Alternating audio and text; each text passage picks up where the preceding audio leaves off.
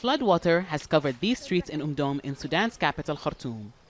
Homes were abandoned as water from the Nile filled them, making them uninhabitable. It's the result of a rise in the river's levels, the highest in more than 100 years. The amount of water was unimaginable.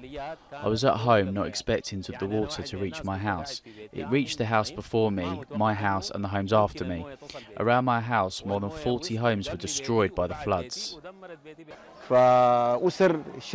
People have taken their properties and left their homes. We have houses that have been partially destroyed and houses that have completely collapsed. In other parts of Khartoum, land that was once dry is now part of the river, which is rising for a third week. It's caused floods that has killed at least 100 people over the past month.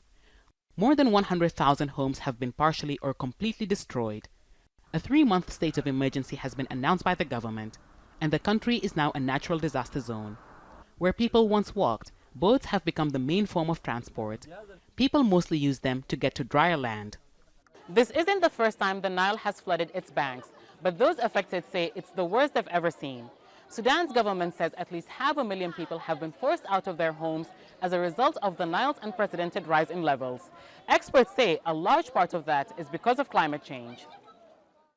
Last year, the International Committee for the Red Cross had listed Sudan as one of 10 countries to suffer the consequences of climate change. Climate experts say the increase in rainfall on the Ethiopian highlands is caused by climate change. That's led to more water flowing down the Blue Nile, which contributes to 80% of the Nile's water. That's worrying experts who say development along the Nile is adding to the effects of climate change.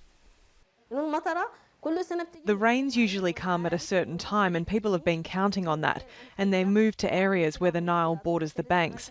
But this year we've seen an increase in the amount of rainfall because of climate change, and so the Nile has flooded more than before.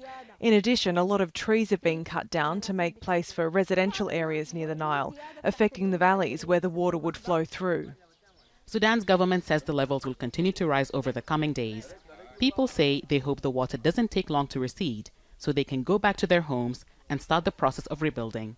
Hiba, Al Jazeera, Khartoum.